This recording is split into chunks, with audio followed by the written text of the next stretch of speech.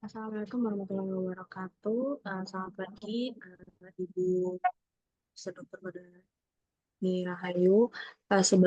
Selaku dosen pengampu mata kuliah PPP dan teman-teman sekalian. Kami dari kelompok 3 izin mempresentasikan hasil diskusi kami mengenai pengembangan rencana pelaksanaan pembelajaran.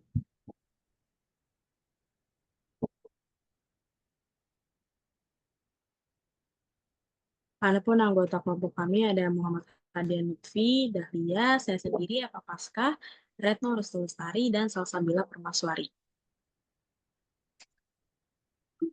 Ada di sini topik yang akan kita bahas ada RPP, tujuan dan manfaat RPP, landasan RPP, prinsip-prinsip pengembangan RPP, komponen pengembangan RPP, langkah-langkah pengembangan RPP, format dan juga contoh dari RPP Matematika Kurikulum Merdeka.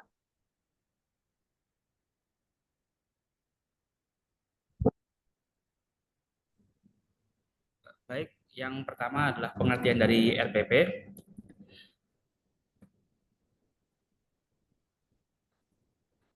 Rencana pelaksanaan pembelajaran atau RPP itu adalah sebuah dokumen yang berisi gambaran atau rencana pembelajaran yang akan dilakukan selama satu kali pertemuan atau bisa lebih. RPP ini disusun langsung oleh guru yang mengampu mata pelajaran sebelum kegiatan pembelajaran dimulai. Nah, dalam penyusunan rencana pelaksanaan pembelajaran ini, guru harus memperhatikan setiap komponen penting yang harus terdapat dalam RPP. Untuk apa saja RPP, apa komponen penting yang terdapat di RPP akan dijelaskan selanjutnya nanti.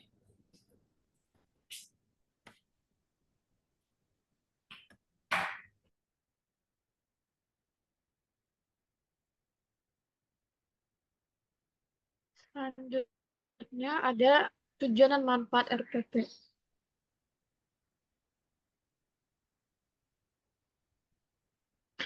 Adapun tujuan dan manfaatnya itu adalah yang pertama memberikan landasan pokok bagi pendidik dan peserta didik dalam mencapai kompetensi dasar dan indikator yang telah ditetapkan. Selanjutnya memberi gambaran mengenai acuan kerja jangka pendek dalam setiap pertemuan pembelajaran. Selanjutnya mempermudah pendidik dalam melaksanakan pembelajaran. Selanjutnya itu ada sebagai acuan kerja yang logis dan sistematis. Adapun manfaatnya adalah sebagai pedoman atau acuan bagi pendidik dalam melaksanakan kegiatan pembelajaran agar lebih sistematis, terarah, dan pembelajaran untuk mencapai tujuan yang telah ditetapkan.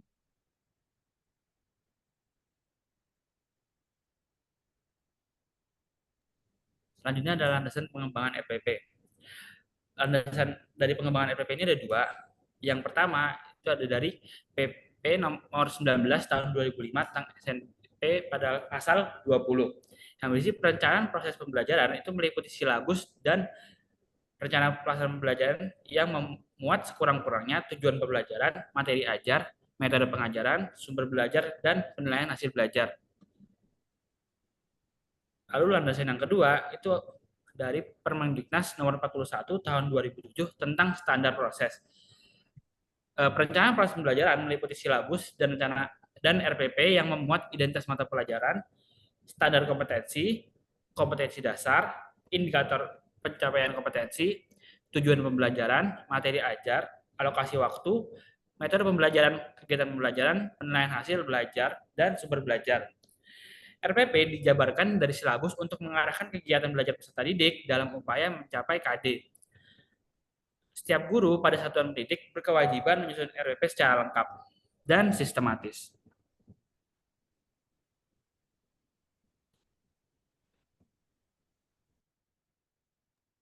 Selanjutnya itu ada prinsip-prinsip pengembangan RPP.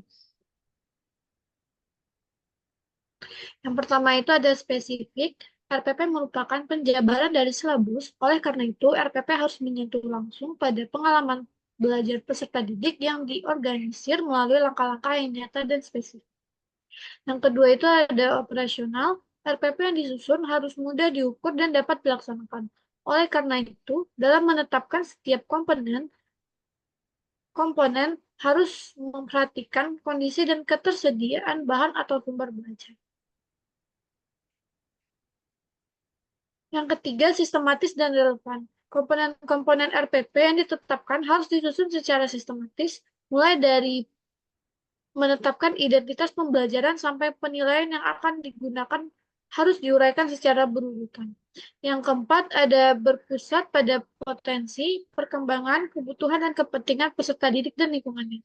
Peserta didik memiliki potensi sentral untuk mengembangkan kompetensinya, untuk menciptakan manusia memiliki kompetensi spiritual, sosial, pengetahuan, dan keterampilan. Lalu yang terakhir ada jangka pendek.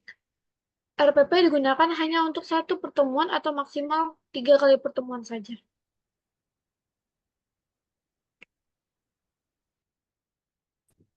Selanjutnya ada komponen penyusunan RPP. Boleh di next, Eva.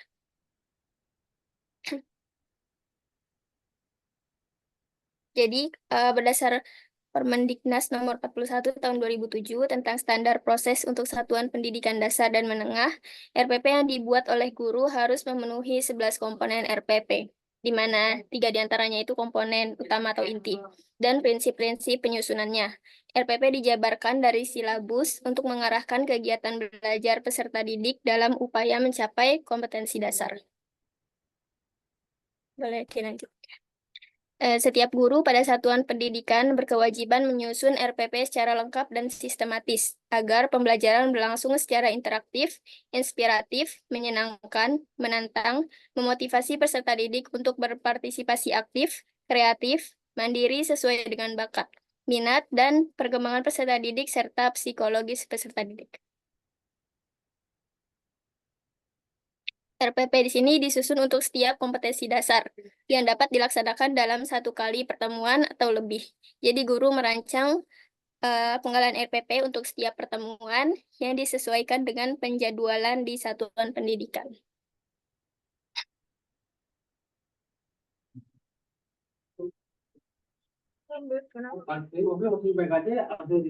Apa? Mobil itu. Kenapa? Baru pindahin. Ya, ya.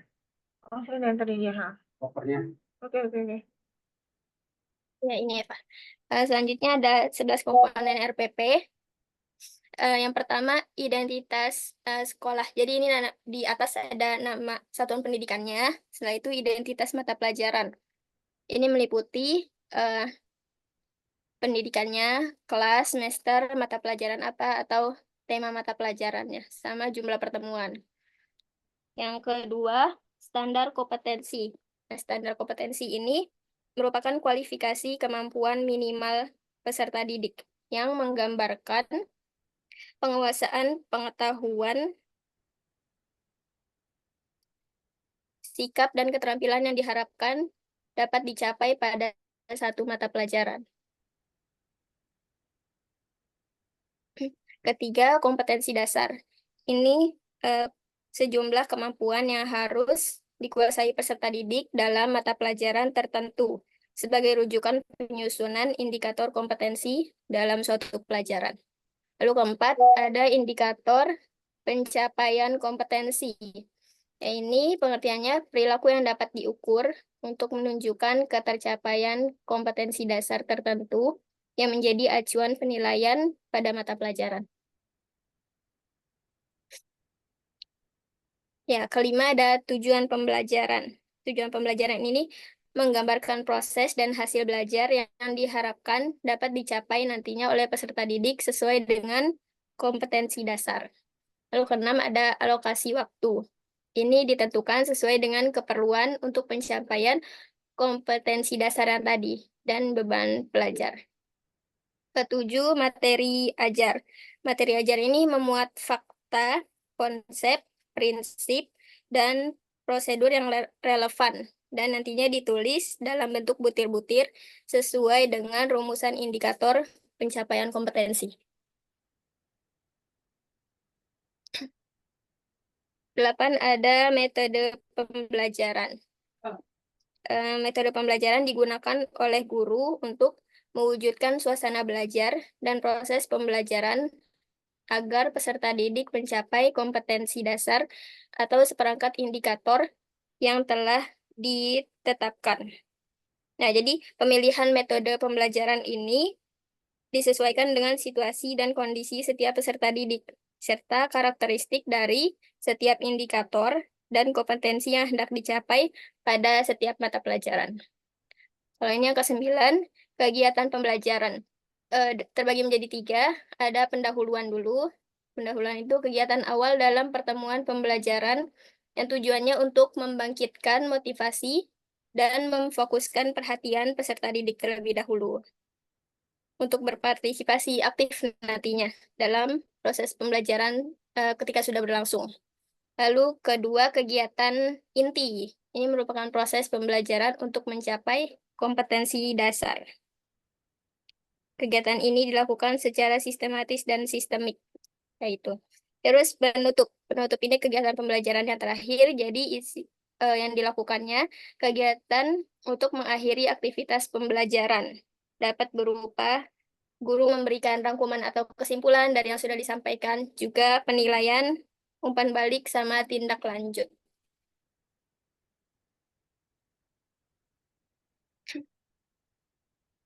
Sepuluh, media pembelajaran.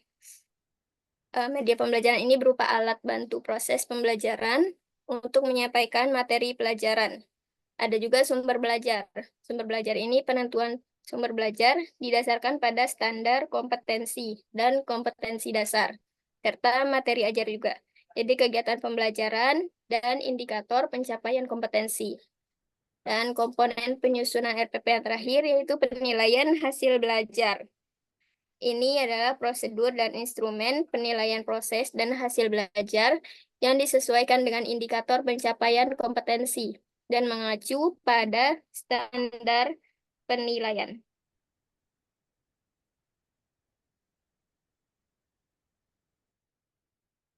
Baik, selanjutnya itu ada langkah-langkah pengembangan RPP.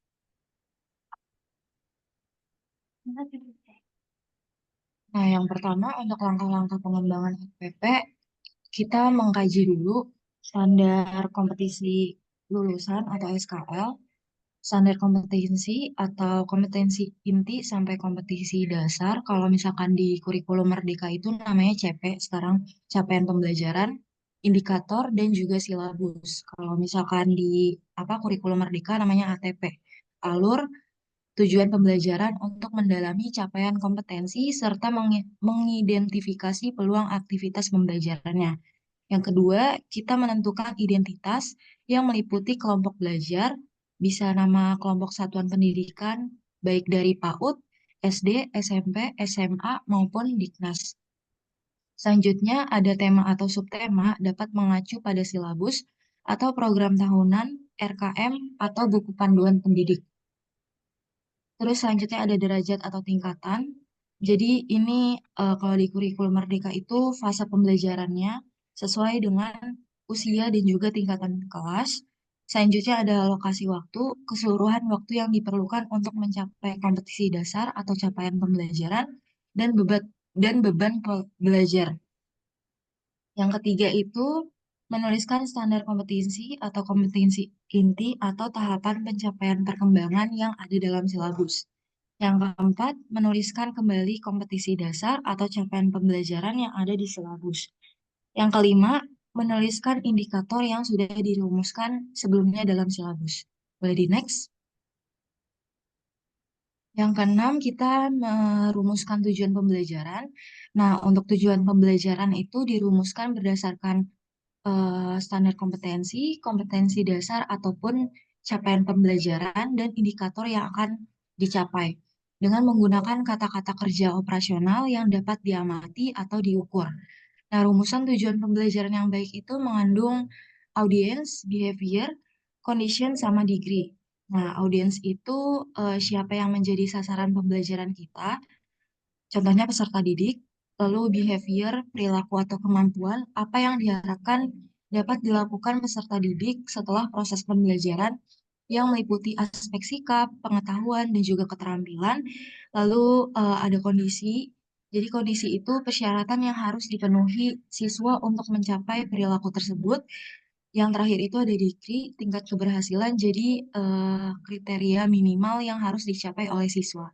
Nah, di sini ada contoh tujuan pembelajaran yaitu peserta didik dapat melakukan penjumlahan dan pengurangan bilangan bulat hingga 100 setelah menyelesaikan 5 soal latihan. Nah, di sini udah terkandung yang tadi, ada audiensnya peserta didik, ada behaviornya melakukan penjumlahan dan pengurangan, conditionnya itu setelah menyelesaikan 5 soal latihan, dan degree atau tingkat keberhasilannya bilangan bulat hingga 100. Boleh di next. Yang ketujuh, kita menguraikan materi pembelajaran. Yang kedelapan, kita bisa menentukan metode pembelajaran. Nah, pilih metode pembelajaran yang sesuai dan tepat dengan tujuan pembelajaran dan juga kondisi yang sudah ditetapkan di tujuan pembelajaran sebelumnya. Lalu yang kesembilan, menguraikan kegiatan pembelajaran. Nah, tadi sudah disebutkan oleh Dahlia, jadi kegiatan pembelajaran itu ada 3 bagian. Jadi ada pendahuluan, kegiatan inti, dan juga penutup. Di pendahuluan itu, guru mengarahkan fokus dan juga membangkitkan motivasi belajar siswa dengan mengaitkan materi baru dengan materi atau pengetahuan yang sudah dimiliki oleh siswa sebelumnya. Di kegiatan inti, itu guru menguraikan proses pembelajaran secara rinci untuk mencapai kompetisi dasar ataupun capaian pembelajaran. Proses ini harus dilakukan secara interaktif, inspiratif, menyenangkan, dan memfasilitasi keterlibatan aktif siswa, termasuk eksplorasi, elaborasi, dan konfirmasi.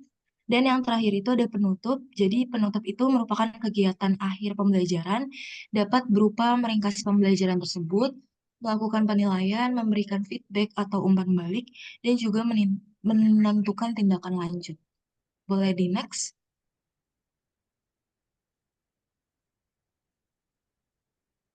Yang ke-10, kita bisa menentukan media atau alat, bahan, dan sumber pembelajarannya. Nah, untuk media itu merupakan alat bantu yang digunakan dalam proses pembelajaran. Misalnya video, gambar, atau slide presentasi. Untuk bahannya itu merupakan material pembelajaran yang akan kita gunakan selama proses pembelajaran. Misalnya teks atau bahan praktek, bisa juga LKPD, dan lain sebagainya. Terus yang terakhir itu ada sumber pembelajaran. Jadi sumber pembelajaran itu merupakan segala sesuatu yang dapat memberikan informasi atau pengetahuan dalam mendukung pengalaman belajar peserta didik. Nah, sumber pembelajaran itu macam-macam bentuknya, bisa berupa buku, media cetak, media elektronik, lingkungan, ataupun narasumber yang dapat mendukung pencapaian-capaian KD ataupun CP. Yang terakhir atau yang 11 itu kita bisa mengembangkan penilaian. Nah, penilaian dikembangkan sesuai dengan indikator yang telah dirumuskan. Penilaian itu meliputi prosedur dan instrumen penilaian yang merupakan metode evaluasi yang digunakan seperti tes tertulis atau observasi. Lalu penilaian juga meliputi pedoman penskoran. Jadi itu kayak buat nilai kriteria untuk mencapai pencapaian siswa. Lalu yang selanjutnya itu ada tindakan lanjut. Jadi kalau tindakan lanjut itu strategi apa yang akan dilakukan setelah penilaian untuk membantu siswa yang memerlukan pembinaan tambahan atau khusus. Ready next.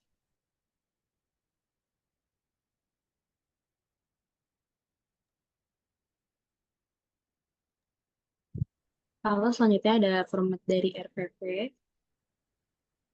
Nah, di sini ada format dari kurikulum 2013.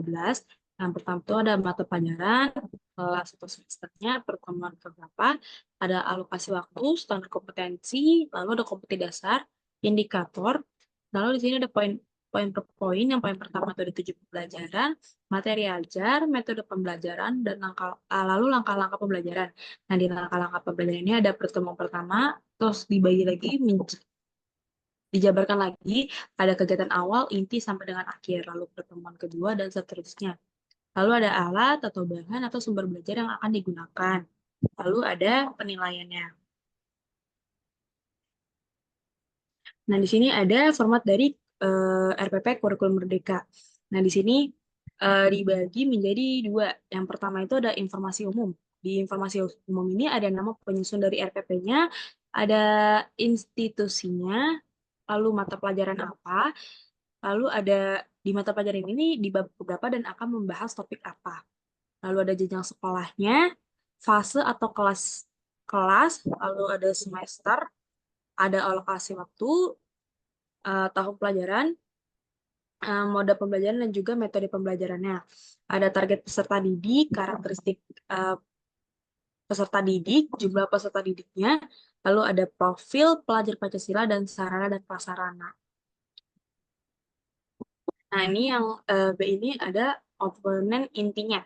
Ada capaian pembelajaran, tujuan pembelajaran, alur tujuan pembelajaran, atau ATP, materi pokok yang akan dibahas, ada asesmen, pemahaman bermakna, kegiatan pembelajaran, itu dibagi, lalu dijabarkan lagi menjadi kegiatan awal, kegiatan inti, lalu kegiatan penutup. Di sini juga ada refleksi dari guru dan peserta didik, lalu ada lampiran. Lampiran ini ada bahan bacaan guru atau peserta didiknya, lembar kerja peserta didik, lalu ada rubrik penilaiannya, dan daftar pustaka.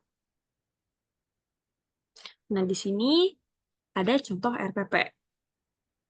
Ini contoh RPP-nya. Di sini ada informasi umumnya dan nama ada penyusunnya.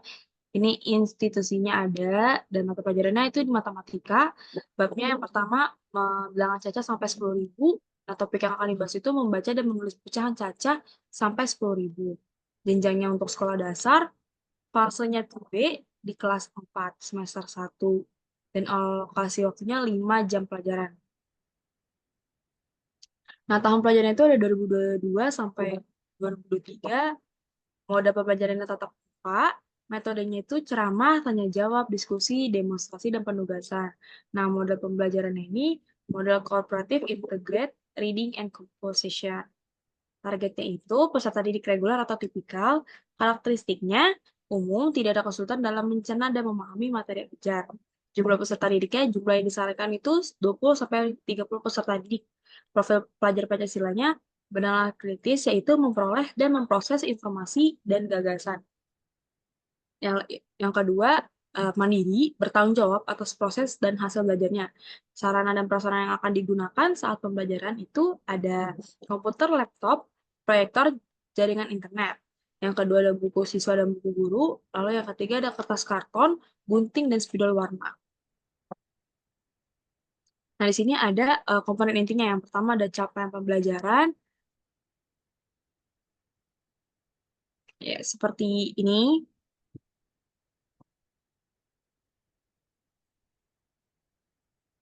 Lalu yang kedua ada tujuan pembelajarannya, ada 2 poin, yaitu membaca bilangan cacah sampai 10.000.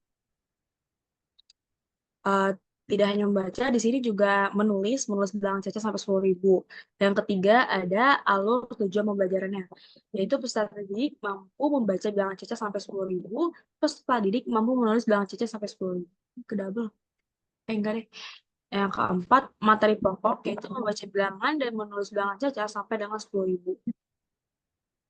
Nah, di sini ada asesmennya. Asesmennya ini ada 3, yaitu asesmen diagnostik, asesmen formatif, asesmen sumatif. Di sini asesmen diagnostiknya membaca dan menyajikan bilangan cacah dan lambangnya sampai angka 9.999.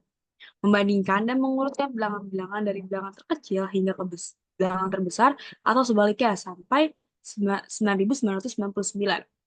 Yang terakhir di asesmen diagnostik ini menentukan nilai tempat bilangan cacah sampai 9.999.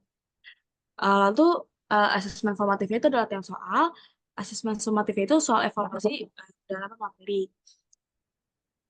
Lalu ada pemahaman bermakna. Sebelum memasuki materi mengenai pembaca dan penulis bilangan cacah sampai 10.000, guru diharapkan menjelaskan pengalaman belajar yang akan didapat peserta didik setelah mempelajari sebab ini. Setelah mempelajari sebab ini, diharapkan peserta didik mampu membaca dan menulis bilangan cacah sampai 10.000 dengan baik dan benar. Lalu ada kegiatan pembelajaran. Nah, kegiatan pembelajaran ini dibagi menjadi 3, yaitu kegiatan awal, kegiatan inti, dan juga kegiatan penutupnya. Seperti itu. Setelah melakukan kegiatan pembelajaran, akan ada refleksi. Refleksi ini untuk guru dan juga peserta didik. Di sini gurunya, apakah tujuan pembelajaran telah tercapai? Apakah seluruh peserta didik mengikuti pelajaran dengan antusias? Kesulitan apa yang dialami? Lalu langkah apa yang diperlukan untuk memperbaiki proses belajar Lalu ada refleksi peserta didik, apa saja yang kesulitan dalam menyelesaikan tugas ini? Bagaimana cara kamu mengatasi hambatan tersebut? Pada bagian mana dari hasil pekerjaanmu yang dirasa masih memerlukan bantuan? Bantuan seperti apa yang diharapkan? Hal apa yang membuatmu bersemangat saat belajar hari ini? Lalu yang terakhir ada lampiran. Di sini lampirannya bahan bacaan guru dan juga peserta didik, lembar kerja peserta didik, dan juga ada rubrik penilaiannya. Di sini ada daftar pustaka yang digunakan guru saat pembelajaran, lalu ada format tanda tangan juga seperti itu.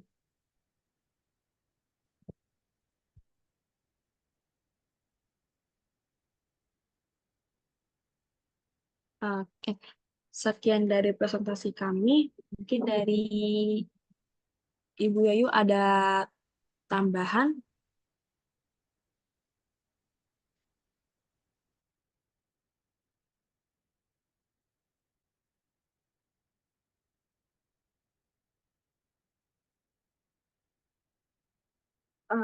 Bisa dikirim ke saya, Mbak. Ini deh.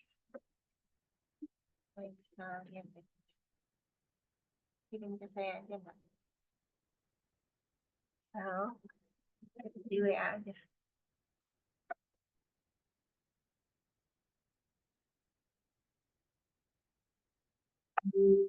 Sudahkah dikirim?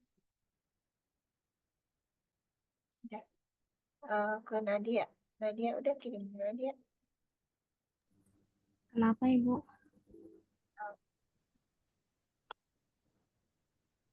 Suaranya kecil.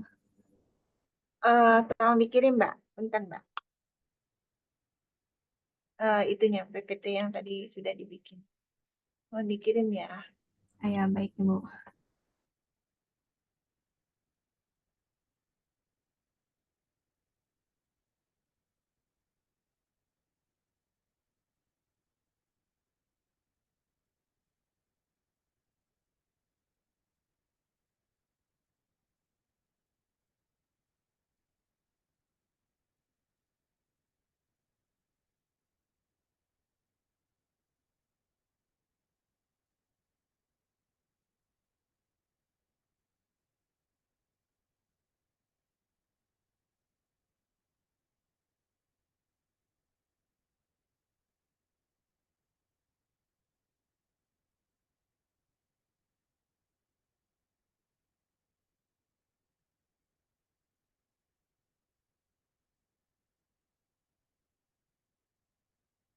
Udah. Udah kan, Mbak?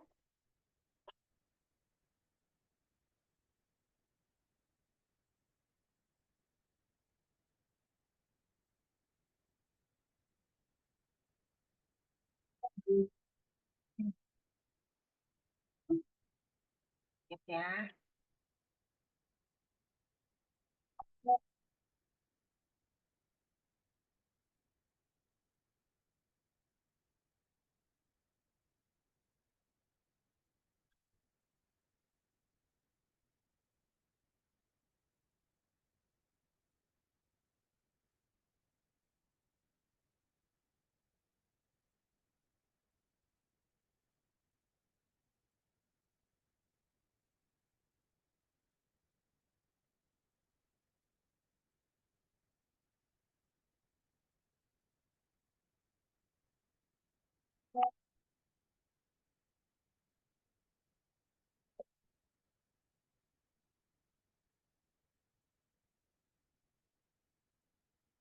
Sama-sama ya.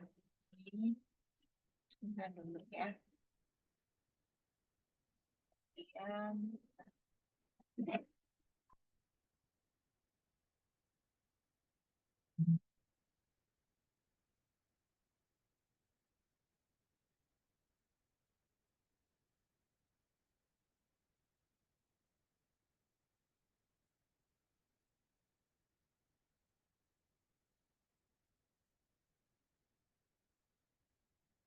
Pak, bisa ditutup dulu. Bisa ditutup dulu. Bisa ditutup dulu, Mbak. Ya. Mungkin teman-teman yang ingin bertanya boleh Tidak orang Ditutup dulu, Mbak. benar-benar. Ditutup aja dulu, Mbak. Ditutup Oh, dulu. oke, Ibu. Oke, baik. Terima kasih untuk Bu Yaya dan juga teman-teman yang sudah mendengarkan. Eh, Bila ada kurangnya, mohon maaf. Wassalamualaikum warahmatullahi wabarakatuh. Waalaikumsalam warahmatullahi wabarakatuh. Mohon maaf ya, saya minta tutup dulu. Di stop share dulu, Ibu.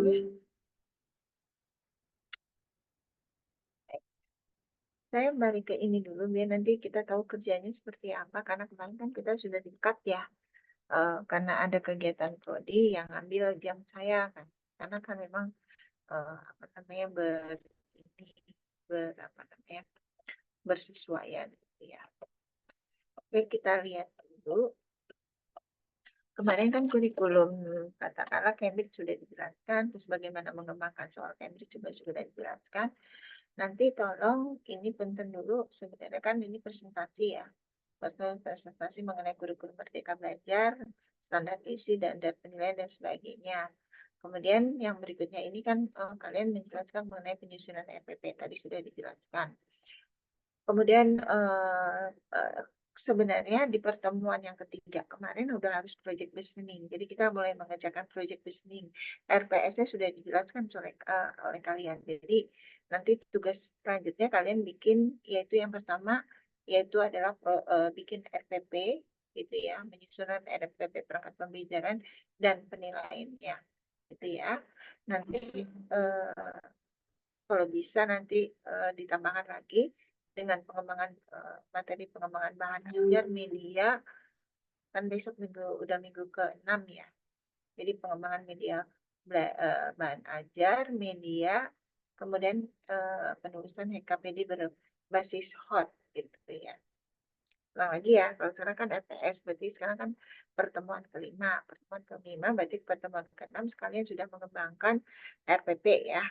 Kemudian besok tolong yang kelompok lain yang pertama pengembangan media pembelajaran, kemudian pengembangan media pembelajaran, kemudian pengembangan LKPD berbasis HOT, mohon dipresentasikan. Nanti sesudah itu kita bekerja karena minggu depan sudah pertemuan ke-6 ya. Jadi presentasi. Jelas ya. Ini saya kirim ke ini dulu ya. Ke apa namanya? Ke apa namanya Mbak? Mbak, punten Mbak, namanya siapa Mbak? Bella ya. Bella ya, Bella. Bella ya, Bella. Halo, Mbak, namanya siapa Mbak? Halo Mbak, Saya Ibu. yang namanya siapa Mbak? Nadia Ibu. Ah, Nadia.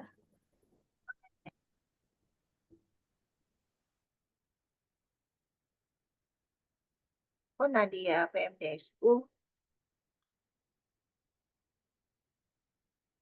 Oh ya, nomor HP-nya belakangnya berapa Mbak? 0124 Ibu.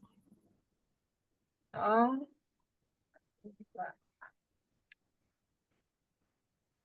satu. Oh ya, Nadia. Yang saya kasih ke kamu ya. Iya Ibu. Biar kita tahu kerjanya apa. Karena saya ininya apa namanya basisnya berbasis project gitu ya. Nanti itu di 0124. Oke, jadi proyek kita untuk sampai apa namanya? Untuk sampai pertengahan akhir semester ini, pertengahan semester ini, kalian membuat proyek yang berkaitan perangkat pembelajaran dan apa namanya RPS dan perangkat pembelajarannya. Nanti terdiri RPS, kemudian PPT, LKPD, bahan ajar, dan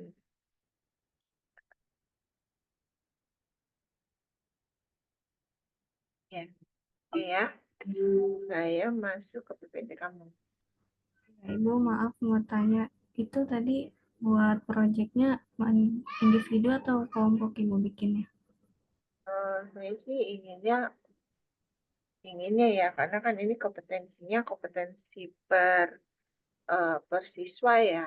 Saya bisa minta per individu ya, boleh ya? Atau per kelompok ya, satu kelompok 2 orang gitu ya. Ya, Ya, baik Ibu. Nanti pengumpulannya di mana Ibu? terus saya bikin Teams ya. Oke, baik Ibu. Terima kasih Ibu. Aduh, saya udah punya ini aja.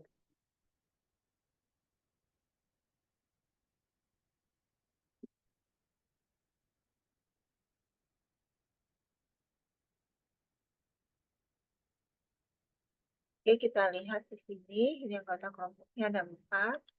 Kemudian pengertian RPP sudah, kemudian kalian sudah tahu bahwa RPP adalah rancangan pembelajaran yang nanti kita persiapkan pada waktu kita melakukan pembelajaran. Jadi dasarnya dari RPP tersebutlah panduan guru ketika akan masuk ke dalam kelas. Kadang kita hampir sering ya kita melakukan perencanaan pembelajaran ketika kita masuk di dalam pembelajaran ada hanya 90% dari RPP tersebut yang kita laksanakan. Atau bisa juga ada guru yang memang tepat gitu sesuai dengan RPP yang sudah dibuat. Tadi sudah disampaikan oleh oleh kelompok 2 ya untuk mempresentasikan tersebut. Jadi manfaatnya RPP itu adalah rancangan pembelajaran yang akan kita implementasikan di dalam kelas. Nah, di sini sudah dijelaskan oleh kalian semua, ada PP 9, saya ada PP 19 tahun 2005, kemudian juga ada di standar proses juga sudah dituliskan. Ini Permendikbud nomor 41 tahun 2007, jadi di dalam standar proses ya. Jadi yang namanya RPP perencanaan pembelajaran itu masuk di dalam standar proses. Dikatakan standar proses karena pelaksanaan pembelajaran yang kita lakukan. Nah, ini prinsip-prinsipnya sudah kalian pahami, yaitu yang pertama ini sudah dijelaskan yaitu spesifik, operasional, kemudian sistematis, relevan, dan berpusat pada potensi anak didik dalam jangka waktu 1 pertemuan atau maksimal 3 pertemuan. Nanti saya minta kalian bikinnya 1 pertemuan aja ya, nanti dipilih. Terus setiap kelompok nanti berbeda-beda RPS-nya ya. Nah, komponen RPS sudah dijelaskan di sini. Ya, komponen RPS sudah dijelaskan. Kita lihat komponen RPS-nya. Ini banyak banget ditulisnya. Oh, ini aja langsung kepada contoh ya. Karena dari contoh nanti kita bisa lihat. Yang pertama itu mata pelajaran. Nanti kamu buat mata pelajarannya mulai dari SMP, SMK, sampai dengan SMA ya. Bisa kamu pilih atau kita tetapkan secara bersama-sama kita sekarang mengembangkan materi tentang mata pelajaran SMP dan SMA ya. Ya, ambil itu. Misalnya sekarang ada 42, ntar dibagi menjadi 2. Jadi nanti tolong Nadia dibagi ya. Berarti 21 kelompok misalnya 42 berarti terdiri 21. Misalnya 10 SMP, 10 SMA ya. Tapi saya mohon bahwa RPP yang dibikin tidak nyontek, tapi bikin sendiri. Saya akan menghargai kalian bikin sendiri. Kemudian kelas dan semester berapa, pertemuan keberapa, alokasi waktu berapa. Kemudian standar kompetensi nanti kamu lihat di standar proses. Ya, standar isi. Di sana ada standar isi, kemudian kompetensi dasarnya juga kamu ambil berdasarkan standar isi, kemudian indikatornya nanti kamu kembangkan. Nah, berdasarkan dengan indikator, berarti kamu harus memilih dengan menggunakan taksonomi Bloom. Jadi sebentar lagi saya akan jelaskan bahwa standar kompetensi, standar indikator itu nanti lebih operasional. Ya, apa itu lebih operasional nanti kita lihat. Tujuan pembelajarannya itu apa? Gitu. Nanti tujuan pembelajarannya saya ingin kalian membuatnya sampai dalam bentuk ABCD. Ya, nanti itu apa? Kemudian materi ajarnya seperti apa? Materi pelajarannya apa? Metode pembelajarannya apa? Tadi metode pembelajaran saya ingin tidak hanya metode pembelajaran tetapi model pembelajaran yang kamu terapkan itu apa. Kemudian langkah-langkah pembelajaran ini kegiatan awal, inti, akhir, dan akhir ya. Kemudian alat, bahan, dan sumber, kemudian penilaian. Ini contohnya sudah bagus tadi saya lihat. Ini RPP dengan kurikulum Merdeka Belajar. Jadi nanti kamu lihat ini hampir sama, nama penyusun, institusi, mata pelajaran, topik apa, jenjang, fase. Nanti tolong kamu lihat di Merdeka Belajar. Fase itu atau kelas, semester, alokasi waktu, tahun pelajaran, kemudian moda pembelajaran.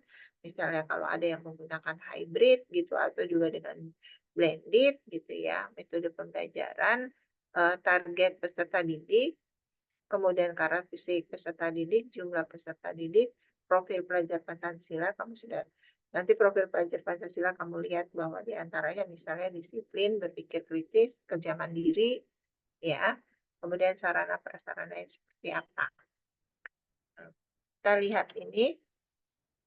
Komponen intinya itu ada capaian pembelajaran, kemudian tujuan pembelajaran, alur pembelajaran, pokok materi pokok, asesmen, pemahaman bermakna, kebiasaan pembelajaran, ya awal, inti, penutup, kemudian refleksi guru peserta didik, lampirannya itu apa.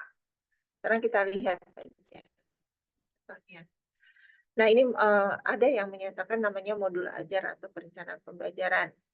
Ada yang menyatakan RPP, ada modul ajar. Jadi kalau kita berada di sekolah di luar negeri disebutkan modul ajar. Jadi kita ngikutin yang seperti ini poinnya ya. Nama penyusun, institusi, mata pelajaran, babnya apa, topiknya apa. Kemudian jenjang sekolahnya apa, fasenya apa, tahun ajaran, modalnya apa. Modal tatap muka misalnya bisa gitu ya. Kemudian model pembelajarannya ini ceramah, tanya jawab, diskusi, demonstrasi, penugasan. Nanti kamu sesuaikan dengan materi yang kamu ajarkan, yang kamu kembangkan. Kemudian pembelajarannya, saya ingin model pembelajaran yang kamu terapkan adalah berpusat pada siswa. Jadi tidak dilakukan dengan ekspositori. Misal kamu melakukan misalnya project based learning, berarti kamu nanti mengembangkan PPT atau menggunakan KPD yang project based learning, problem based learning, dan seterusnya. Targetnya yaitu misalnya peserta didiknya di sini peserta didik reguler, karakteristiknya kamu tuliskan, kemudian jumlah peserta didiknya berapa, profil pelajar Pancasilanya nanti kamu lihat profil pelajar Pancasila tadi saya sudah sampaikan. Di antara profil pelajar Pancasila ada benar kritis, ada mandiri, ada disiplin dan sebagainya. Nanti kamu pilih ya. Kalau misalnya kamu menuliskan benar kritis berarti kamu harus membuat instrumen yang mengukur untuk benar kritis. Kemandirian berarti kamu harus membuat instrumen yang berkaitan dengan kemandirian siswa. Sarana prasarana di sini yang biasanya bahan dan alatnya bahkan istilahnya berbeda. Nah, kompetensi umum kemudian capaian pembelajaran yang nanti kamu lihat di di standar proses ya kan, itu ada standar prosesnya bilangan seperti apa. Di sini dia sampai ke fase B ya. Kita mau tuliskan bilangan itu apa. Kemudian tujuan pembelajaran. Tujuan pembelajaran di sini membaca bukan. Berarti siswa misalnya jangan membaca kalau menurut saya, menjelaskan misalnya. Menjelaskan bilangan Caca sampai dengan menjelaskan karakteristik bilangan Caca sampai dengan 1000. Kemudian menuliskan dapat menuliskan bilangan Caca sampai dengan 1000. Kemudian alur tujuan pembelajaran ini dia seperti ini. Kemudian materi pokoknya apa. Nah, sekarang kita lihat untuk yang di sini. Ini rupanya asesmennya dibagi menjadi asesmen diagnostik. Berarti kalian juga diminta untuk mencari yaitu kesulitan siswa ya di dalam pembelajaran. Kemudian asesmen formatifnya seperti apa? Di sini bisa saja asesmen formatifnya misalnya melakukan kuis, kamu diminta siswa untuk mengerjakan tugas atau yang lainnya. Kemudian asesmen sumatif di sini yang nanti berkaitan dengan UTS dan UAS ya. Kemudian pemahaman bermakna dulu ya. Kemudian kegiatan pembelajaran kita lihat untuk aktivitas membaca, bilangan, ini ada kegiatan awal. Kegiatan awal biasanya kita melakukan persepsi pada siswa. Jadi sebenarnya kita menjelaskan yang pertama tujuan dari pembelajaran ini apa. Di sini guru menjelaskan. Kemudian bisa juga misalnya materi yang kita ajarkan itu kaitkan dengan dunia nyata. Kemudian kaitan dengan misalnya dapat diaplikasikan di mana, memberikan contohnya seperti itu. Ya, ada guru memberikan observasi. Kemudian di sini juga bisa diberikan pertanyaan pemantik seperti apa, sehingga nanti dari pertanyaan tersebut yaitu sebagai dasar untuk mengembangkan materi yang lain, materi yang pada saat ini. Kemudian di kegiatan inti, kamu di sini tentu saja menerapkan sesuai dengan model pembelajaran yang sudah kamu tetapkan. Misal kamu dengan problem based learning, berarti problem based learning berarti tahapannya sesuai dengan problem based learning. Tapi saya ingin di tiap tahapan ini ada 4C ya. 4C bisa pada tahap ini siswa bisa apa komunikasi. Pada siswa ini misalnya siswa bernalar, pada siswa ini gitu ya, sesuai dengan yang ada di sini. Jadi saya ingin seperti itu. Nah, pada tahapan ini, pada tahapan kegiatan awal, tentu ini jangan lupa dikasih waktu berapa menit. Ini berapa, ya. Kemudian kegiatan penutup di sini, yaitu pertama siswa diberi penutup apa yang dilakukan oleh guru. Ini hampir semua, hampir sama kalau di dalam kegiatan penutup.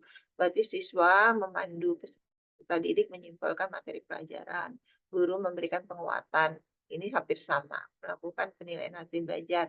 Tapi penilaian hasil belajarnya seperti apa yang dilakukan, gitu, ya? Atau guru memberikan penilaian hasil belajar dengan cara seperti apa? Jangan terus penilaian hasil belajar aja, nanti kamu tidak tahu apa yang harus dilakukan ketika di dalam kelas. Guru menyimak penjelasan guru tentang aktivitas pembelajaran pada pembelajaran selanjutnya. Biasanya di sini berarti guru memberitahu bahwa pelajaran selanjutnya akan mempelajari materi apa, gitu ya. Kemudian kegiatan pembelajaran diakhiri dengan doa. Dengan doa. Tapi jangan lupa ketika doa di sini juga diakhiri dengan doa. Kemudian di sini ada refleksi. Di sini adalah refleksi adalah self assessment biasanya. Jadi biasanya guru seperti apa, peserta didik seperti apa, kemudian lampirannya seperti apa. Nah, ini tolong untuk yang minggu depan ini udah harus selesai RPS. Ya. Ini sudah bagus, Mbak. Ini RPS-nya nanti tolong dibagi Nadia siapa gitu ya, akan mengerjakan apa gitu ya. Kemudian nanti apa namanya? Ya, proyek yang pertama ini. Jadi ini di suatu contoh yang bagus. Nanti saya coba nanti kalian coba browsing aja, banyak banget gitu RPS yang memang bagus. Tapi saya minta nanti RPS yang buat sendiri. Lanjut. Stop ya. Saya balik kemari, tapi saya mohon nanti saya jelaskan dulu apa itu indikator gitu ya. Tujuan pembelajaran dan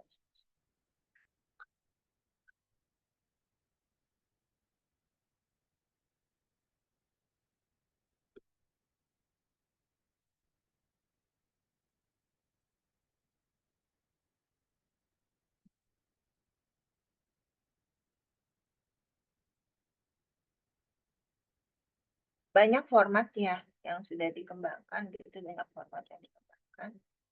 Bentar.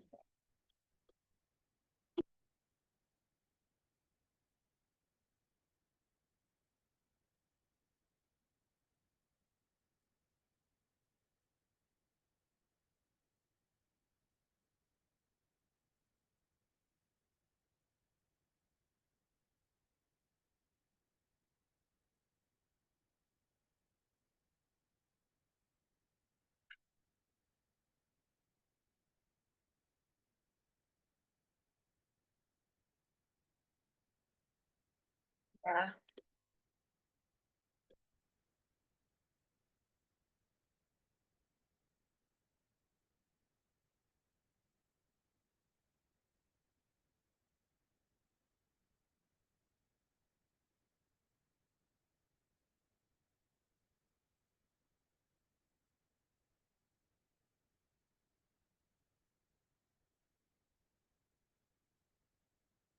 Aduh.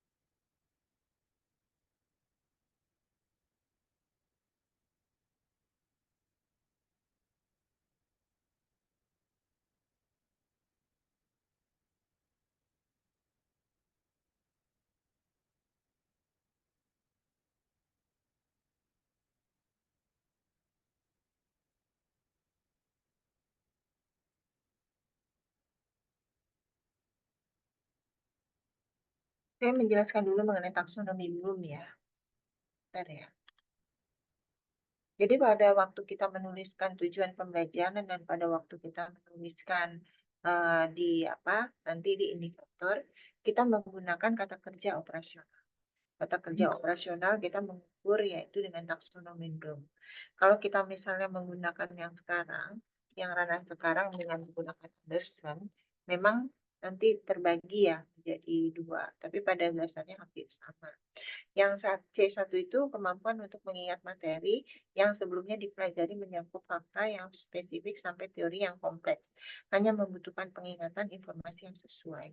Jadi kalau C1 itu, jadi hanya kita punya kemampuan untuk mengingat. Kemudian yang kedua, kemampuan untuk menangkap arti suatu materi pelajaran, menerjemahkan materi dari suatu bentuk ke bentuk lain. Misalnya saja yang tadinya menyebutkan misalnya kita menuliskan angka 200, kemudian siswa diminta menuliskan dalam bentuk kata-kata. Seperti itu. Jadi misalnya dari kata-kata ke angka, mempresentasikan materi, menerangkan atau merangkum, estimasi kecenderungan. Atau juga bisa juga, misalnya kita punya segitiga yang tadinya segitiganya seperti ini, itu tegak lurus seperti ini, tapi kalian buat seperti ini kalau segitiga siku-siku. Dibalik yang tadinya kita biasanya mengajarkan pada siswa misalnya garisnya tegak dan mendatar, kemudian sisi miringnya seperti ini, kemudian menyajikannya kamu dalam bentuk yang gitu. Itu masuk di dalam. Kemudian yang tiga yaitu kemampuan untuk menggunakan materi yang telah dipelajari dalam situasi yang baru. Misalnya kamu ini ya, kalau C1 misalnya menyebutkan teorema Pythagoras, rumusnya apa? A kuadrat sama dengan B kuadrat sama C kuadrat gitu. Tapi kamu dalam konteks yang baru, misalnya kamu ubah, misalnya tidak A kuadrat sama dengan B kuadrat tambah C kuadrat, tapi dalam konteks yang lain supaya kamu mengarahnya juga ke rumus ini gitu. Itu masuk dalam pengalaman. Tapi ketika menerapkan rumus Pythagoras dalam kehidupan sehari-hari, kita masuk ke C3. Gitu ya. Kemudian yang berikutnya yaitu adalah kemampuan untuk menguraikan materi ke dalam komponen-komponen yang lebih kecil. Nah, ini masuk ke dalam analisis. Nanti kalau kamu lihat ternyata matematik banyak yang di sini ya. Jadi kemampuan yang mengidentifikasi bagian-bagian itu hubungan antara bagian, mengenal, memahami dan sebagainya. Kemudian yang kelima ini ada sintesis, ini menganalisisnya. Itu kemampuan menggabungkan bagian-bagian menjadi bentuk yang baru. Jadi kalau yang untuk C5 misalnya kamu siswa diminta untuk membuat grafik gitu ya. Kemudian kamu uraikan dulu kan satu-satu, titik potong terhadap sumbu E, titik potong terhadap sumbu Y, kamu lihat dan seterusnya cari titik puncak dan sebagainya. Dari komponen-komponen itu kemudian kamu jadikan satu dengan menggambar grafik. Itu masuk dalam. Jadi dari bagian-bagian digabungkan menjadi. Kemudian kemampuan untuk memutuskan itu ya suatu materi itu biasanya misalnya kamu suruh dicek itu jawaban siswa itu benar atau tidak, ada soal-soal ya. Nah, kita lihat di sini, nanti kamu bisa search di apa namanya di Google Scholar, yaitu kata operasional untuk taksonomi. Kita lihat di sini ada C1. Nanti tentu saja kita sesuaikan dengan kondisi yang ada di matematik ya. Misalnya menguraikan, mendefinisikan, memberikan tabel, mendaftar, menempatkan, mengingat, gitu, menghilangkan. Pada waktu dia menulis mana yang paling cocok. Gitu. Jadi tidak semua yang kamu ambil kata kerjanya. Jadi kamu harus sesuai kata kerja ini. Kemudian C2 juga ini menggolongkan, mempertahankan, mendemonstrasikan, membedakan, gitu, mengemukakan. Kalau dia tes lisan ya, memberi contoh itu bisa menunjukkan, mengaitkan, menampilkan, dan seterusnya. Nah sekarang C3 juga ini menerapkan, menentukan, menjelaskan, dan seterusnya. Ini C4 juga. C5 seperti ini, C6 seperti ini. Jadi kamu menggunakan kata kerja operasional. Nah, pada tuntutan sekarang ini, kita mengharapkan bahwa siswa tidak hanya bisa memahami, siswa tidak hanya mengingat, siswa tidak hanya juga bisa menggunakan gitu atau menerapkan, tetapi siswa juga diharapkan untuk bisa berpikir kritis, gitu ya. Nanti akan saya jelaskan sampai mana yang berpikir kritis, gitu ya. Nah, kalau kita lihat nanti berpikir kritis, berarti bergeraknya dari C4 ya, dari menganalisis. Nah, pembelajaran konten lagi. Kita kan mengharapkan siswanya seperti yang kemarin kalian sudah pelajari ya. Waktu di Cambridge yang dijelaskan sama siapa tuh, ada kalian kan hadir semua. Pasti kita tidak boleh, kita tidak adil, bukan tidak boleh, kita tidak adil kepada siswa kita kalau kita memberikan soal seperti itu, tapi dalam proses pembelajarannya kita juga tidak melatih siswa untuk benar kritis dengan soal-soal yang kemampuan analisisnya juga tinggi. Nah, harus sejalan pada waktu kita melatih itu juga siswa siswa baru mempunyai hak gitu, atau kita berkewajiban juga memberikan soal yang seperti yang di Cambridge kemarin. Itu soalnya bagus kok. Terus ya, sampai C5 dan C6. Sekarang kita lihat. Ini udah dari. Nah, sekarang kita lihat. Ada taksonomi Bloom. Taksonomi Bloom itu terbagi menjadi dua ya. Yang tadinya ada taksonomi Bloom, kemudian dipindahkan menjadi taksonomi Anderson-Cartwright. Kalau kita lihat yang taksonomi Bloom yang tadi saya jelaskan, itu dalam bahasa noun ya, atau kata benda, kata benda ya. Misalnya pemahaman, pengingatan, aplikasi, analisis, sintesis, evaluasi. Tapi kalau dengan menggunakan Cartwright Anderson, dia berubah jadi katanya dengan menggunakan kata kerja dia.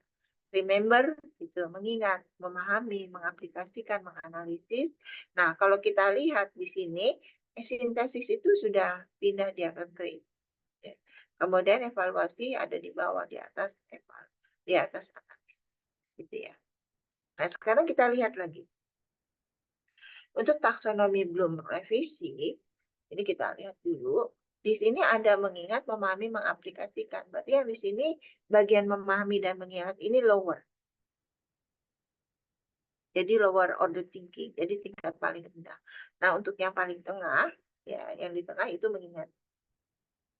Kemudian untuk higher order thinking skill, yaitu mengkreasi, mengevaluasi, menganalisis. Jadi kalau kita lihat di sini, jadi kemampuan berpikir kritis, kemampuan berpikir kreatif, dan pemecahan masalah ada di sini. Yang kita harapkan demikian. Tapi yang perlu kalian ingat bahwa soal-soal yang memang higher order thinking skill bukan berarti soal yang sulit, gitu. Tapi kemampuan siswa untuk melakukan penalaran, gitu ya. Nah, sekarang kita lihat dulu. Nah, ini saya pengen lihat penulisannya, penulisan indikator. Kamu kan tadi ada indikator ya. Apa beda indikator dengan tujuan pembelajaran? Indikator biasanya tujuannya untuk untuk menilai, untuk penilaian. Tujuan pembelajaran kamu bisa melihat apakah siswa saya mencapai tujuan pembelajaran setelah proses pembelajaran itu dilakukan. Gitu. Nah, tujuan pembelajaran dan indikator kita menggunakan kata kerja operasional. Tadi yang sudah saya jelaskan tadi ya, yang di sini nih. Menggunakan kata kerja operasional. Kamu harus tahu tingkatannya sampai di mana. Jangan hanya cuma mengingat saja. Tapi juga kalau bisa, kalau bisa harus bisa. Itu sampai tingkatan penerapan, analisis gitu ya. Nah, sekarang kalau misalnya saya menuliskan sampai menerapkan, apakah nanti pada pembelajaran atau pemberian soal boleh nggak saya memberikan yang sampai soalnya mulai mengingat dan memahami? Gitu. Boleh. Kita harapkan kalau dia C3 berarti maksimal dia batasnya sampai C3 gitu. Kalau dia misalnya kita mintain sampai menganalisis, berarti kemampuan untuk di bawahnya sudah harus terpenuhi. Gitu ya. Oke, kita lihat dulu. Nah, sekarang kita lihat di sini. Nah, sekarang kita lihat ya. Rumusan indikator, saya minta dengan menggunakan ABCD. Indikator untuk tujuan pembelajaran dan indikator ya. Jadi ini mahasiswa dapat apa gitu ya. Diberikan A itu misalnya audiens mahasiswa, behavior yaitu perilaku yang diukur, kemudian konteksnya apa, degree-nya apa. Ya. Nanti saya akan beri contoh seperti itu. Udah ya. Bisa saya beri contoh.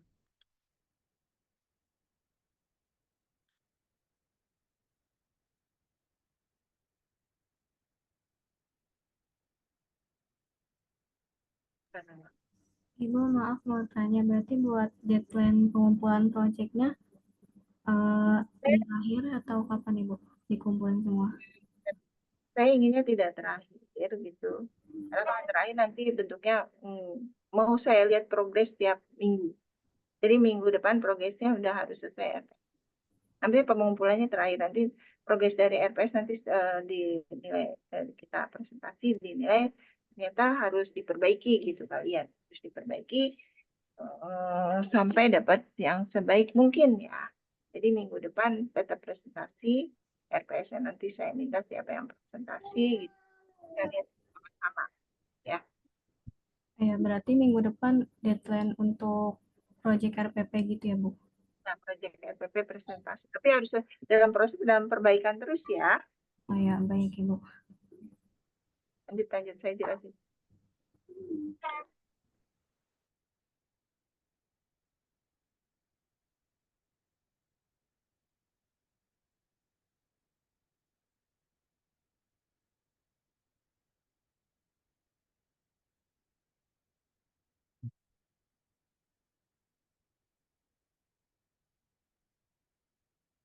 Ya, yang kamu lihat itu ini karena formatnya beda ya. Ini adalah RPS pada waktu COVID ya. Waktu COVID diminta seperti ini. Kita lihat untuk tujuan pembelajaran. Karena kan saya minta kalian dengan menggunakan ABC setelah melakukan pengamatan PowerPoint yang dibagikan bisa dibagikan melalui Google ini ya. Berarti kan ini apa namanya?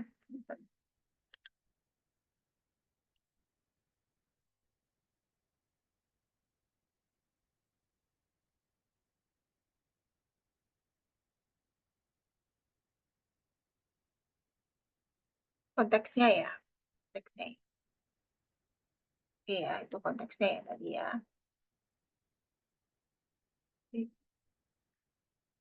Eh,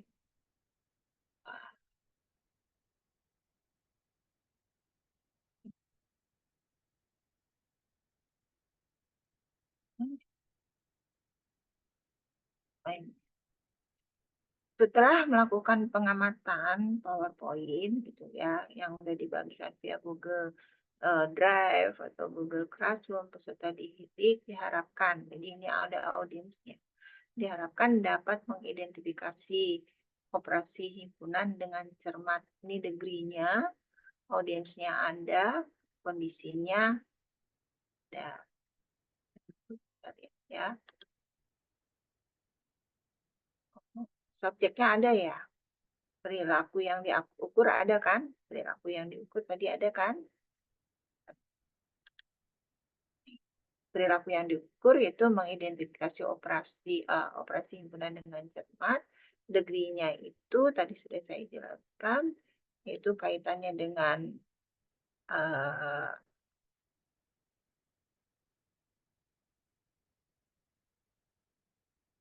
oke, kita lihat lagi. Ini konteksnya, ini audiensnya, ini perilaku yang diharapkan, ini degree-nya. Jadi saya minta nanti bikin untuk tujuan pembelajaran demikian ya. Jadi konteksnya ABCD. Kemudian setelah melakukan tanya jawab, peserta didik dapat mengidentifikasi operasi himpunan dengan cermat dan kritis, gitu ya. Kemudian melalui kegiatan diskusi kelompok, peserta didik dapat menyelesaikan masalah operasi hitung dengan tepat dan teliti. Ini salah satu tujuan pembelajaran. Ini adalah tujuan pembelajaran dengan menggunakan format ABC. Yang saya harapkan demikian.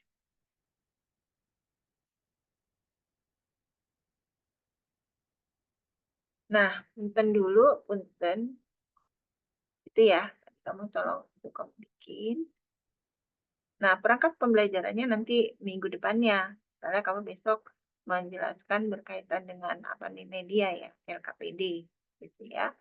Jadi besok kamu menjelaskan tentang itu sesuai dengan pertemuan. Nanti pertemuan ke depan kamu presentasi lagi, nanti kita lihat bersama. Seperti itu. Ini ada presentasi yang kedua nggak, Mbak? Enggak, Ibu. Kan satu kelompok, bukan? Satu kelompok aja ya? Iya. Kalau untuk minggu depan berarti 2 kelompok ya, Ibu? Oke, untuk selanjutnya kamu asinkronus ya. Bersama-sama kamu mengerjakan NPS yang sudah diberikan ya. NPS yang sudah diinikan ya. Saya bisa beri contoh lagi ya, sebentar ya, ada contoh-contoh yang lain. Kayak, Ibu, maaf. Ini nggak ada lanjut diskusi, Bu. Tanya jawab. Oh, boleh, silakan.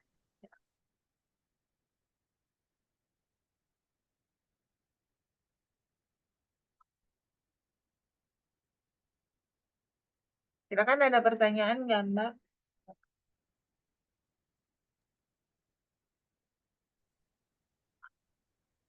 Oh ya, silakan, Mbak. Buat teman-teman yang punya pertanyaan, mungkin boleh raise hand. Silakan, boleh.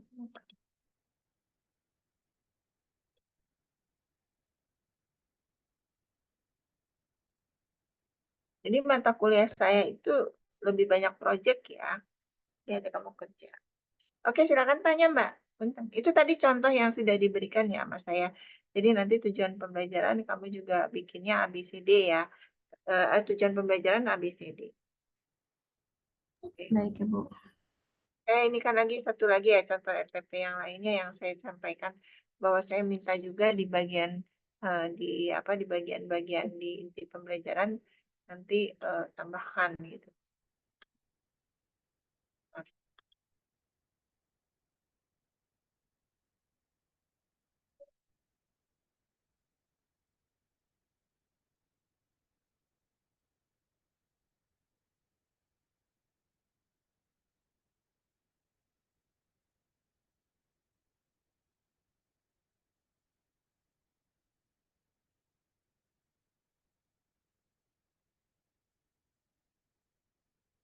Oke, ini saya contoh nih. Ini kebetulan saya menilai orang PPG ya. Dia matematik tapi SD punya. Tapi kita tidak beda. Saya hanya lihat di kegiatan awal. Bisa nanti kamu desainnya seperti ini 10 menit, nanti langkah pembelajarannya. Dia modelnya dengan menggunakan model apa ya?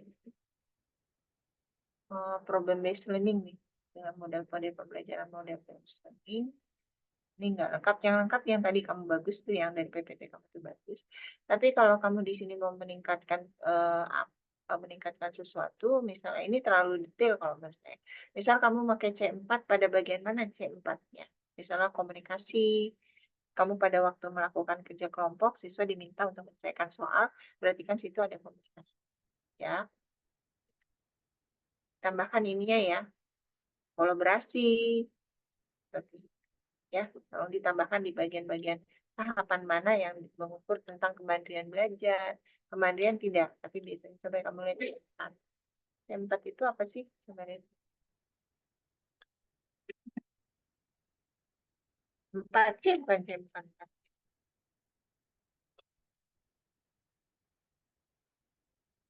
Oh, berpikir kritis, komunikasi, berpikir kreatif, dan kolaborasi. Seperti itu. Nanti kapan pada kelompok ini kamu melatih siswa untuk melakukan komunikasi. Tentu ada apa penjelasan yang secara naratif. Kemudian berpikir kritis, berpikir kreatif, kemudian kolaborasi. Seperti itu ya pada tahap.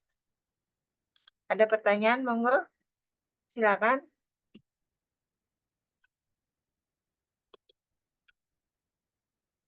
Oke, silakan kalau ada pertanyaan, monggo.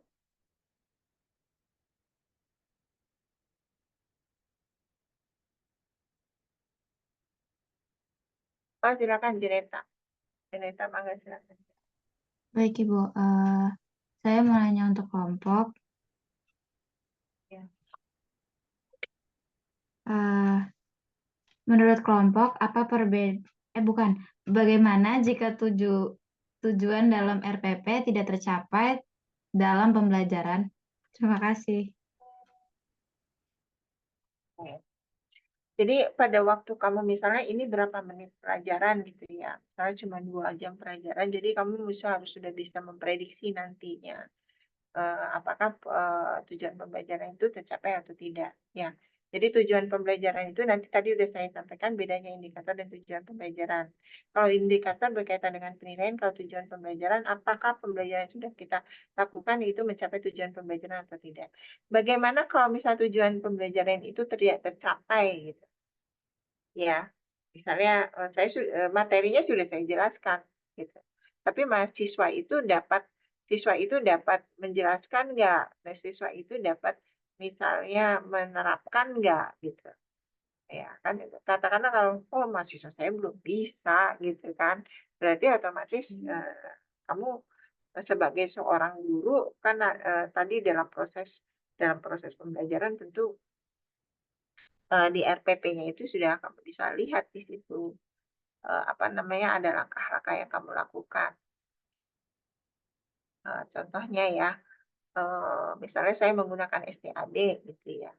Pada waktu belajar kelompok kan kamu bisa melihat kelompok satu dengan kelompok yang lain misalnya.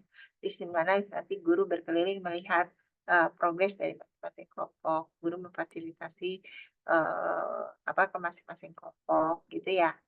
Ternyata kan pasti kamu akan melihat bahwa ada satu anggota di sana yang belum memahami. Tentu pada akhir pembelajaran, gitu.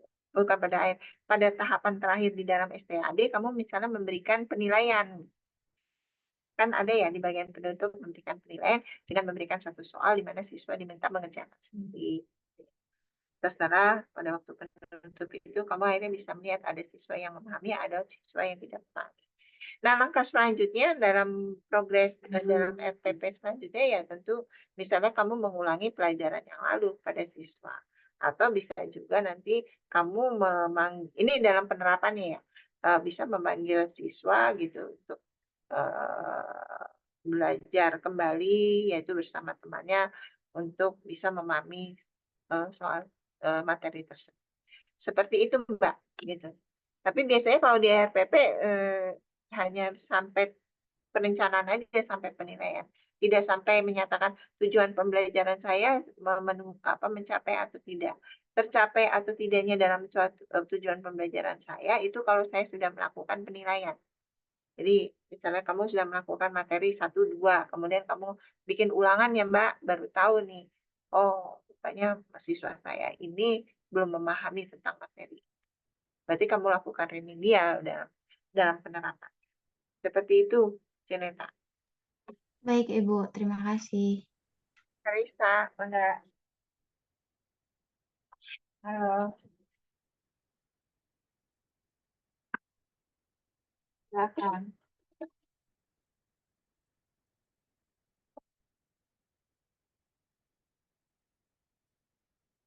Rista.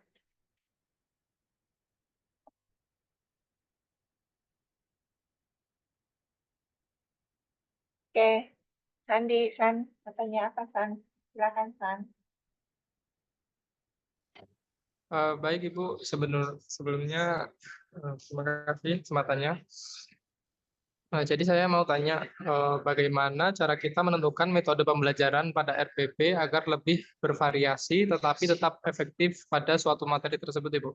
Karena kan dari yang saya tahu sendiri, guru masih menerapkan metode yang sama dan metode yang mereka tahu aja. Kayak kebanyakan itu masih menggunakan ceramah. Nah, tentu menurut saya ini penting karena kebutuhan dari gaya belajar siswa sendiri berbeda-beda juga, Ibu. Mungkin itu saja. Biasanya gini, Sandi, kita kan tujuan kita kan anak-anak tuh bisa berpikir kritis ya, melatih anak untuk berpikir kritis, melatih anak untuk berpikir kreatif, melatih anak bisa berkomunikasi, melatih anak untuk bisa menyelesaikan masalah, problem solving, melatih anak untuk bisa berkolaboratif. Tujuan kita pada tujuan pendidikan abad 21. Jadi pendidikan abad 21 seperti itu. Nah, kalau kita lihat ranking, gitu ya, kita lihat ranking kemampuan-kemampuan apa saja yang dibutuhkan di dunia kerja, itu 10 kompetensi 10 kompetensi diantaranya kemampuan berpikir kritis, kolaborasi, kemudian komunikasi. Nah, itu yang harus kita latih. Jadi siswa kita sebagai guru berkewajiban untuk melatih itu. Jadi ketika anak ketika anak selesai pembelajaran sudah punya kompetensi itu. Nanti dia selesai sampai di universitas, dia sudah siap untuk menghadapi dunia kerja. Nah, oleh karena itu Sandi milih model pembelajaran yang mempunyai karakteristik tersebut. Sekarang lihat gaya belajar atau fit independen dan dependen gitu. Ada yang anak yang memang mampu dia untuk belajar sendiri. Dia tidak butuh orang lain. Banyak gitu. Tapi juga ada anak yang bisa belajar bersama-sama. Rupanya kita akan bermasalah pada anak yang dependen kan, bukan fit independen. Kalau fit independen dia bisa berkolaboratif. Nah, kita melatih itu supaya anak pun bisa bisa berkomunikasi, berkolaborasi, bekerja sama dengan orang lain. Karena itu sangat dibutuhkan di dalam dunia kerja. Jadi Sandi harus memilih itu. Paham ya? Jadi harus melatih. Kita sebagai seorang guru tuh harus melatih. Contoh misalnya Sandi seorang dokter gitu. Gak mungkin Sandi bekerja sendiri gitu. Saya butuh, kalau saya dokter saraf, saya masih butuh dokter paru, saya butuh dokter ortopedi, saya butuh dokter bedah, saya butuh dokter saraf. Kan kita dengan komunikasi yang baik, maka akan terjadi persepsi yang sama ketika kita mengobati pasien. Gitu. Kita harus pintar berkomunikasi, kita harus pintar berkolaborasi, gitu. Dan juga kita harus pandai menyelesaikan masalah. Jadi kita jadi problem solving gitu, pemecah masalah. Gitu. Tapi ketika kita menyelesaikan masalah, kita nggak bisa sendiri, bersama-sama. Gitu. Itu kita harus latih di dunia kerja misalnya. Oh, saya seorang IT, nggak mungkin IT bekerja sendiri gitu. Dia perlu yang lain. Iya. Misalnya kamu jadi kaprodi, jadi korprodi, nggak mungkin kamu kerjaan kaprodi kerja sendiri. Kamu butuh dosen-dosen, butuh lab, butuh tenaga administrasi, dengan komunikasi, dengan kolaborasi, problem solver gitu kamu, maka mendapatkan hasil yang cukup baik. Nah, sekarang bagaimana siswa ini memiliki kompetensi itu? Oleh karena itu harus dilatih mulai dari SD, SMP, SMA kalau seperti itu. Ya. Jadi kamu implementasikan di RPP tersebut. Ya. Terima kasih, Bu. Ya, oke.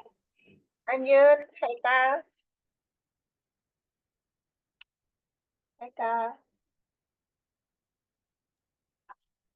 Sebelumnya maaf Ibu, Kalista ada bertanya di kolom chat. Saya izin bacakan Halo. menurut kelompok apa perbedaan format dari RPP kurikulum 2013 dan kurikulum Merdeka, lalu lebih efektif menggunakan format RPP kurikulum 2013 atau kurikulum Merdeka? Sebenarnya format tuh beda-beda loh Mbak, gitu. Waktu zaman COVID formatnya beda lagi, gitu. Iya, menggunakan kurikulum Merdeka formatnya beda lagi. Cuma bedanya nanti kamu lihat deh, kamu kan bisa ngebandingin tuh, jangan nanya saya. Harusnya kamu sebagai mahasiswa harusnya bisa membandingkan dong, gitu. Kurikulum K13 sama kurikulum Merdeka bedanya apa, gitu. Nah, sebenarnya sih namanya sama aja ya, tapi di situ ada fase, kemudian di situ juga ada apa namanya pelajar Pancasila dan sebagainya. Formatnya lebih detail sih kalau saya lihat, ya, dibandingkan dengan K13. Tapi model pembelajaran yang kita terapkan sama sih ya. Waktu di K13 diharapkan yaitu siswa berkemampuan berpikir kritis kan. Jadi ada pembelajaran problem based learning yang diterapkan, project based learning. Kemudian kalau di K13 juga sama juga. Kita juga mengajarkan model pembelajaran yang modelnya problem based learning, project based learning, dan juga model pembelajaran yang lain kalau menurut saya yang disesuaikan dengan karakteristik materi. Seperti itu Kalista ya. Ya. Halo.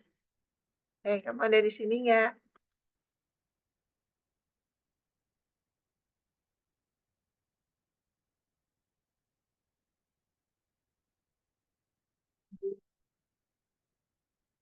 Halo.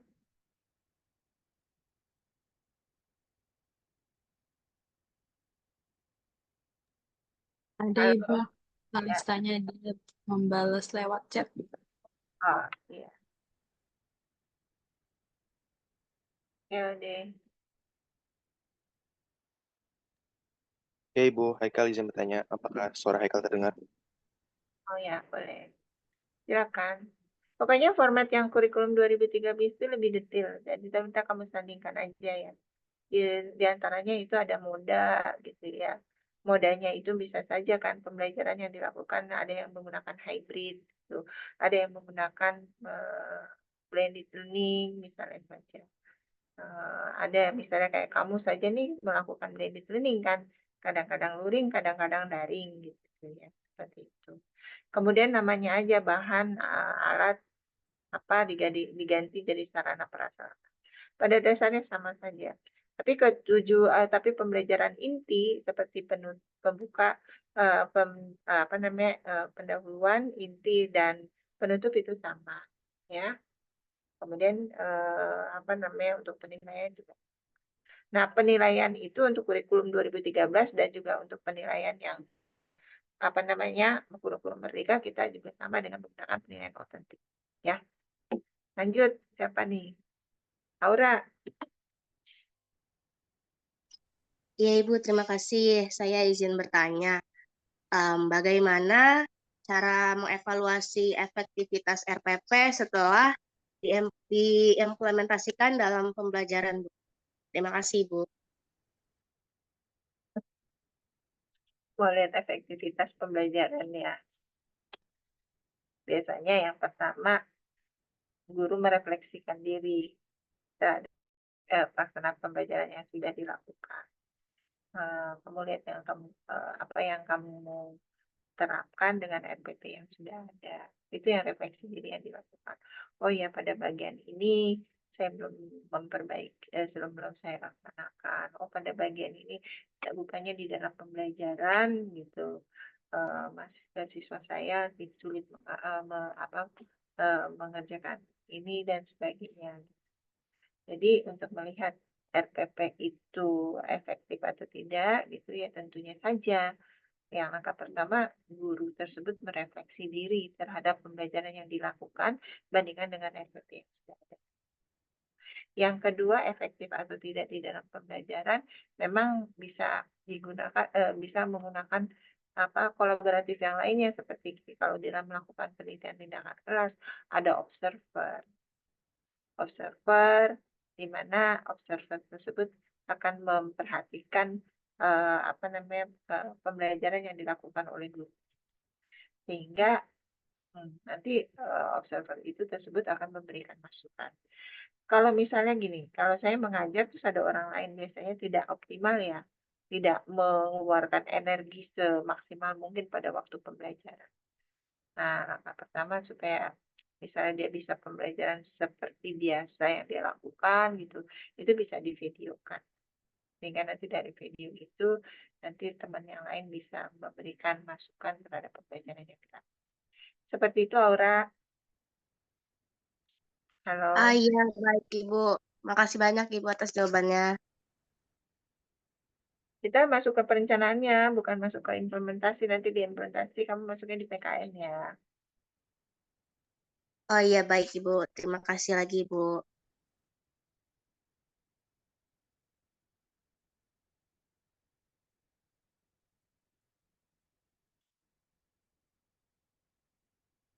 Oke.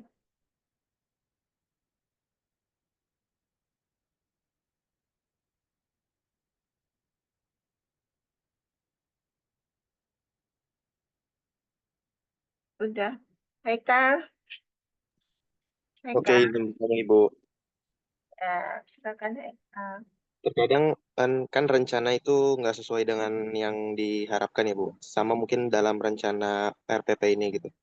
Nah, kadang mungkin ada beberapa masa, ada beberapa waktu kita harus ngorbanin rencana yang udah kita buat. Menurut pengalaman Ibu ataupun kelompok, terkadang komponen RPP mana yang biasanya sering diabaikan dan apa konsekuensinya Bu biasanya? RPP ya. Iya, jadi komponen RPP yang kadang tuh suka nggak di Ya. ini. Saya bikin RPP nih, Haikal. Saya ngajar 3 kelas.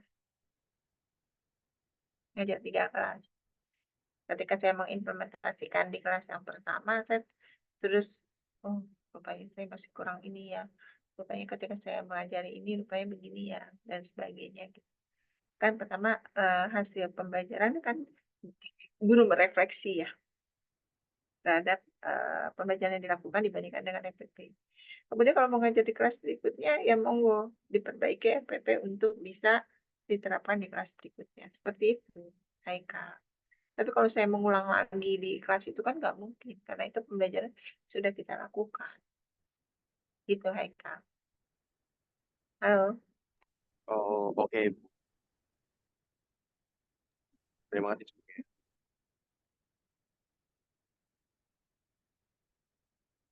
Ada lagi? Monggo. Silakan. Oke, kalau nggak ada, waktu yang sisa ini kamu kerjakan untuk asinkronus buat RPP ya. Seperti itu. Nanti hasilnya tolong dibikin Google Drive dulu aja ya Nadia. Nanti saya lihat progresnya yang hari ini. Ya. Baik, Ibu. Jadi kita memang pembelajaran untuk PPEP saya menggunakan project based learning. Jadi untuk yang pertama, project yang pertama, kamu bikin RPP lengkap, perangkat pembelajaran, gitu. Seperti yang sudah saya tuliskan di di RPP, tugasnya ada tuh di bagian belakang. Coba dicek kamu di belakang ada tuh. Tapi saya akan selalu ngecek setiap pertemuan. Jadi tidak pertemuan langsung kamu kirim ke saya. Biasanya nanti kamu hasilnya nggak maksimal gitu. Ya. Nah, karena apa saya ya memang tuntutannya sekarang di dalam didiksi diminta untuk melakukan proyek. Ya. Oke. Silakan nanti tolong ya Mbak Nadia progresnya hari ini ya. Ya. Oke. Baik, Ibu. Saya akhiri bisa. Assalamualaikum warahmatullahi wabarakatuh. Selamat bekerja ya. Minggu depan presentasi mulai dari media pembelajaran dengan penyusunan LKPD. Kemudian kamu presentasi RPP yang sudah disusun. Seperti apa, terus selanjutnya itu nanti bikin media pembelajaran dan LKPD. Ya. Oke. Terus nanti kan ada penilaian tuh. Penilaian kamu diminta untuk bikin soal kan. Bikin soal. Karena penilaian itu belum ada, penilaian itu baru akan nanti sama di di pertemuan sesudah itu nanti baru saya berikan ininya ya, penjelasannya ya. Oke, saya akhiri. Assalamualaikum warahmatullahi wabarakatuh. Semangat, tetap sehat selalu ya. Kemudian saya nggak ada UTS ya. UTS yang saya lihat adalah tugas proyek kamu ya. Bikin sebaik-baiknya supaya nilainya bagus ya. Baik, saya akhiri. Assalamualaikum warahmatullahi wabarakatuh. Waalaikumsalam warahmatullahi wabarakatuh. Terima kasih, Bu. Terima kasih.